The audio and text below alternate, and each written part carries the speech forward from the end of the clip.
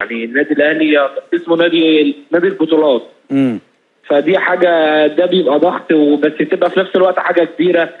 شخصيه ليك كويسه، معاك لعيبه كويسه، معاك اداره كويسه، معاك جمهور في ظهرك داعم ليك طول الوقت. فالحمد لله يعني الدنيا بتمشي بشكل كويس يعني يا كابتن. خلي بالك يا مروان، انت بتلعب وسط ديانج والسوليه وحمدي فتحي، يعني انت مش جاي نص ملعب فاضي، ده انت بتلعب وسط يعني عمالقه للامانه، وقفشه طبعا.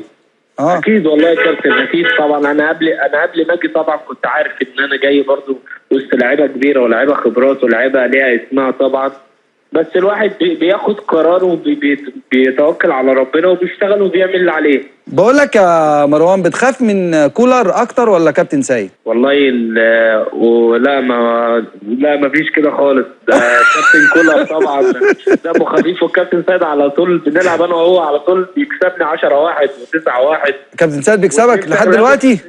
نفسي اغلبه بس مره في الطايره اللي هي بالدماغ دي، مش عارف. ما انت يا عيني عليك يا مروان عطيه. مهيب كان عايز يعمل لي مشكله، قال له كولر ما عرفش خاف منه اكتر، خده ولف بيه في حته، قال له اصل بيكسبني في الطايره. وده عقليه جهنميه مهلبيه. مروان عطيته رقم 1 في مصر، ديفندر الارتكاز رقم 6، راجل بيلم ورا الدنيا كلها، واللي مش عاجبه يشرب من اي قراره. وقع حمدي فتحي نهائيا لنادي الوكرة.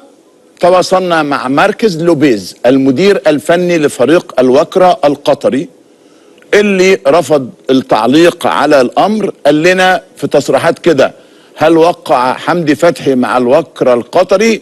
قال: لا يمكنني التأكيد اذا كان قد تم التعاقد معه من عدمه، ولكن لم يتم تأكيد اي شيء. لما سألناه: هل يعتبر اللاعب من خياراتك وترغب في التعاقد معه؟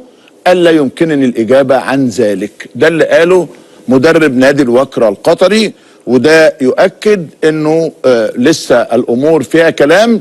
لكن اللي انا باكده لك انه الوفد الرسمي من النادي جه وقعد واتكلم، وان الامور على وشك النهايات. وارجع اكد لك ان كولر كان متمسكا حتى اللحظة الأخيرة ببقاء حمدي فتحي، وان الإدارة كمان. لكن حمدي قال للناس: يا جماعة قد تكون الفرصة الأخيرة في الاحتراف، وبالتالي على مضض. الكلام ده قلته امبارح واول وبكرره النهارده. موضوع حمدي فتحي خلص، وحمدي فتحي خلاص راح الاوكرا الاماراتي، وكل عام وانتم بخير. اسمه الوكرة الاماراتي، وكل عام وانتم بخير.